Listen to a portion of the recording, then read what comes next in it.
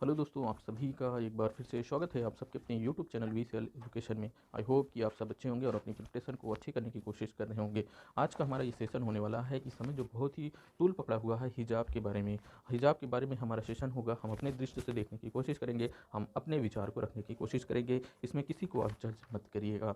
तो आपका क्या ओपिनियन है, आप अपने कमेंट बॉक्स में अपना ओपिनियन दे सकते हैं। पूरे वीडियो को जरूर देखिएगा, तभी अपने ओपिनियन को दीजिएगा। ठीक, तो उसके बाद चलिए हम स्टार्ट करते हैं। ये विवाद कहाँ का है? कर्नाटक का विवाद है। जिला कौन सा है? इडुक्की जिला है। और सर कॉलेज कौन सा है? कहाँ से ये स्टार्ट होता है? जो सरकारी कॉलेज पीयू कॉलेज है वहाँ से ये स्टार्ट होता है। अब बात करें ये कब से स्टार्ट होता है। ये 2021 अक्टूबर का मामला है। वो जहाँ पर हिजाब पर कुछ छात्राओं ने हिजाब पहनने की मतलब कि मांग की, और 31 दिसंबर को 6 छात्राओं को हिजाब पहनने के कारण कॉलेज में नहीं जाने दिया गया, मतलब अंदर नहीं जाने दिया कॉलेज या क्लास के अंदर। तो फिर ये क्या होता है कि यही चीज़ें फिर होती है उन मतलब कि ये देखो, ये 6 छात्राएं हैं जिन्हें कि कॉलेज में एंट्री नहीं मिली। और 3 फरवरी को यही फिर कॉलेज में क्या होता है कि ये हिजाब पर रोक लग जाती है। और 5 फरवरी को ये मामला तूल पकड़ता है। इसमें राजनीतिक पार्टियां भी कूद के आ जाती हैं।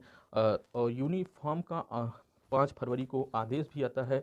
और जिसकी जब सरकार का आदेश आता है यूनिफॉर्म पे, तो उसका बहुत ही मतलब कि आलोचना होती है जो यूनिफॉर्म पर आदेश जारी करते हैं। तो उसके बाद 8 फरवरी को ये विवाद क्या हुआ कि और बढ़ता गया और ये हिंसक रूप ले लिया। और बाद में ये क्या हुआ, हिंसक रूप लेने के बाद 8 फरवरी को देख सकते हैं। और हिंसक रूप लेने के बाद भगवा बनाम हिजाब बनाम भगवा साल भी बन गया, हिजाब बनाम भगवा साल बन गया। देखो यहाँ भगवा साल लेकर चल रहे हैं। ठीक, अब ये मामला आज के दौर में क्या हो गया है, ये देश विदेश में तूल पकड़ता चला जा रहा है। अब इसमें राजनीतिक पार्टियां कूद गई हैं। तो इसमें यूनिफॉर्म या जहाँ एक क्षेत्र तक सीमित होना चाहिए था, एक कॉलेज तक सीमित होना था, ये पूरे देश और बाहर के भी देशों में ये तूल पकड़ चुका है। तो इसके बाद हम बात कर लेते हैं कि जहाँ विवाद से क्या मुस्लिम लड़कियों की शिक्षा पर शिक्षा के पीछे मतलब शिक्षा में मुस्लिम लड़कियां पीछे छूट सकती हैं, इसके बारे में हम बात करेंगे। तो अगर हम बात करें तो जो पहले बात करें तो अभी कुछ हाल ही में मतलब कि 1 ही 2 दिन हुआ था कि जो शिवमोगा से खबर आई कि जो वहाँ फाइनल परीक्षा देने आई कुछ छात्राओं ने हिजाब उतारने से इनकार कर दिया और वो परीक्षा बगैर दिए वापस घर लौट गई। और वहीं कहीं से ये भी कहीं कहीं से ये भी खबर आई कि शिक्षिकाओं के समझाने पर कुछ छात्राओं ने अपने हिजाब को उतारा, मतलब कि हिजाब को ना पहन करके, और उसके बाद अब शिक्षिकाओं के समझाने पर वो अपनी कक्षाएं को लिए हैं। तो ये ऐसे मतलब कहीं पे ये चीज़ें हैं, कहीं पे तो नहीं है। तो कुछ लोग को समझ में आती हैं, कुछ को नहीं समझ में आती हैं, कोई बात नहीं, वो अपना थिंक है। तो ठीक, तो यहाँ पे ये सारी चीज़ें निकल के सामने आ रही हैं। उसके बाद हम बात कर लेते हैं थोड़ा से यूनिफॉर्म। जो अभी हम ऊपर देखे हैं कि यूनिफॉर्म सरकार ने लागू किया, तो क्या यूनिफॉर्म क्या होता है उसके बारे में समझते हैं। तो यूनिफॉर्म का मतलब क्या होता है उसके बारे में अगर देखें, हम जो जितना हम जानते हैं, ये अगर हम नहीं जानते तो आप उसे कलेक्ट मतलब आप उसे करेक्ट कर सकते हैं आपका नीचे। ठीक है, तो हमारा जो मतलब है कि यूनिफॉर्म का क्या मतलब होता है, हमें क्या होता है कि अगर यूनिफॉर्म क्यों लागू किया जाता है, हमारे हिसाब से यूनिफॉर्म इसलिए लागू किया जाता है कि क्लास में किसी भी तबका का जो बच्चा आता है या क्लास में कोई भी जाति धर्म का व्यक्ति आता है, या सॉरी कोई भी बच्चा आता है, तो वो अपने जाति धर्म के उसके पहचान ना हो सके, और उसकी वो एक ही रूप में दिखे, एक बच्चों के समान दिखे, और वो बच्चों में भेदभाव ना रह जाए। क्योंकि हमारे जो देश में है जाति धर्म भेदभाव बहुत है। तो हमारे समझ से यही होता है यूनिफॉर्म का मतलब कि आप संस्था में यूनिफॉर्म इसीलिए लागू करते हैं कि कोई भी व्यक्ति कोई भी बच्चा क्या हो, अलग ना दिखे। तो अगर आप हिजाब पहनते हैं तो आप एक अलग दिखते हैं। अगर भगवा साल को लेकर आते हैं या भगवा साल की मांग करते हैं, आप भगवा साल लेकर आते हैं, तो आप की एक अलग तरीके से आप दिखेंगे। तो वो अपनी पहचान को मत बनाइए। आप वहाँ एजुकेशन है, आप सभी बच्चों का वो एक समान दिखें, इसलिए यूनिफॉर्म जरूर जरूर मतलब लागू किए जाते हैं। ये हमारी दृष्टि है। ठीक, अब उसके बाद हिजाब से अधिगम पर क्या प्रभाव पड़ेगा इसकी बात करें तो ये थोड़ा एक साइको का विषय है।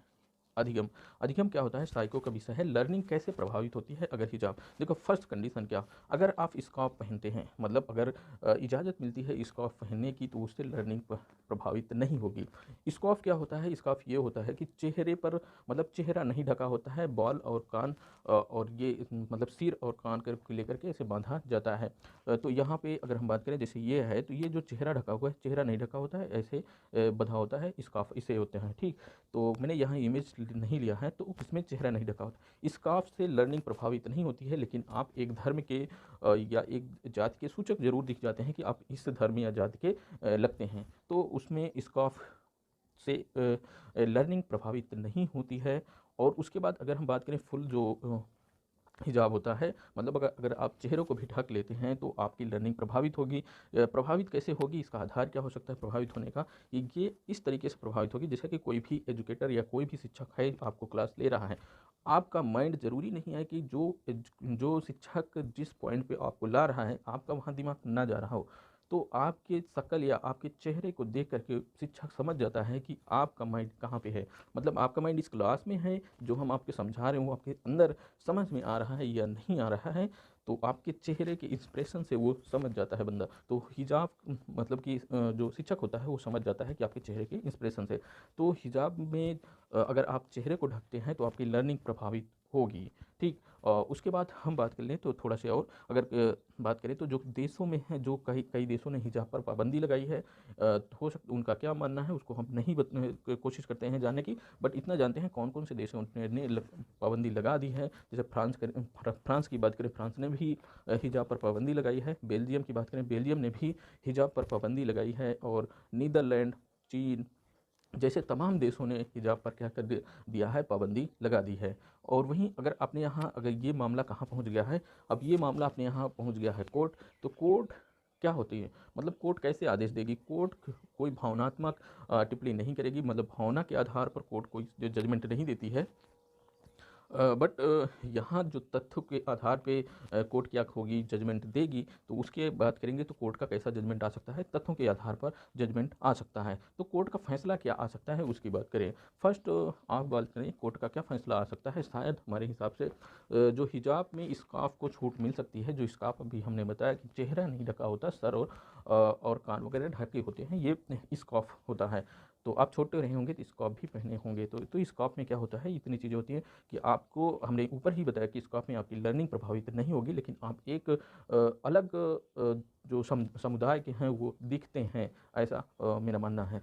तो दूसरे समुदाय का आप ना दिखें, इसलिए आपको स्कार्फ या जो यूनिफॉर्म है उसमें ज़्यादा भरोसा करना चाहिए, यूनिफॉर्म में चलना चाहिए। तो और इसके बात करें कि मतलब मैंने ये फर्स्ट बात क्या कह रहा था कि जो कोर्ट का फैसला क्या हो सकता है, कोर्ट का फैसला हो सकता है कि आपकी स्कार्फ को पहनने की छूट दे सकता है। और देखो यहाँ जब कोर्ट फैसला, ये अगर फर्स्ट फैसला मेरे हिसाब से फर्स्ट फैसला अगर कोर्ट ये सुलझा दे कि हिजाब हिजाब मतलब कि हिजाब में स्कार्फ पहनने पर छूट देता है कोर्ट, तो दूसरे समुदाय के लोग भी क्या मांग करेंगे कि हमें भी छूट मिलनी चाहिए। भगवा शाल, भगवा गमछा, भगवा गमछा या क्या कह सकते हैं, नीले गमछे वाले हैं, ये लोग भी अपने मतलब तमाम जो भी समुदाय हैं वो अपने तरीके से सोचने की कोशिश करेंगे। वो अपना भी मांग करेंगे, हमारी भी पहचान होती रहे। क्योंकि हमारा जो जाति धर्म समूह के जाति धर्म व्यवस्था के आधार पर हमारा जो देश है वो उसमें विभिन्न जाति और धर्म के लोग रहते हैं। तो वो अपने जाति और धर्म को बढ़ाना चाहते हैं। ठीक। तो और लेकिन अपना कॉन्स्टिट्यूशन भी कहता है कि किसी भी शैक्षिक संस्थाओं में आप जाति धर्म को क्या नहीं कर सकते, बढ़ावा नहीं दे सकते। तो ये उस आधार पर यहाँ पे ये भी चीज़ें पे क्या हो सकता है, पाबंदी लग सकती है, स्कार्फ या हिजाब वगैरह पे पाबंदी लग सकती है। ठीक। तो और उसके बाद सेकेंड बात क्या करें, तो ये कोर्ट क्या कह सकता है, स्कूल कॉलेज में हिजाब पर बैन भी लगा सकता है। किस आधार पर, कि किसी कोई भी बंदा या कोई भी बच्चा किसी भी जात या धर्म का ना मतलब दिखे, जिससे कि उसके लर्निंग प्रभावित हो, उसके द्वारा से या क्लास में या शिक्षण संस्थाओं में उसे आपस में भेदभाव हो, बच्चों में भेदभाव हो। तो इसलिए वो हिजाब पर बैन भी लगा सकता है, ऐसा तथ्य लगा करके। उसके बाद हमारा जो मानना है, हमारा मानना है ये है कि कोर्ट क्या कैसा फैसला दे, कोर्ट ऐसा फैसला दे जो एजुकेशन को प्रायिकता दे। जो प्रायिकता है वो एजुकेशन को रखे। जैसे कि मतलब कि चाहे मुस्लिम लड़कियां हों या कोई भी लड़के या लड़कियां हों, वो उनका एजुकेशन प्रभावित ना हो, उनकी लर्निंग प्रभावित ना हो, इस तरीके से कोर्ट को फैसला देना चाहिए। या मेरा मानना है कि ऐसा करना चाहिए कोर्ट को। उसके बाद हम बात करें मेरा निवेदन क्या है, मेरा निवेदन ये है कि किसी भी जाति धर्म या समूह जाति धर्म को छोड़कर आप अपने एजुकेशन पर फोकस करिए, अपने भविष्य पर फोकस करिए। अगर कुछ भी मतलब कि कोई भी जो यहाँ हमारे कहने का मतलब कि आप अपने जाति धर्म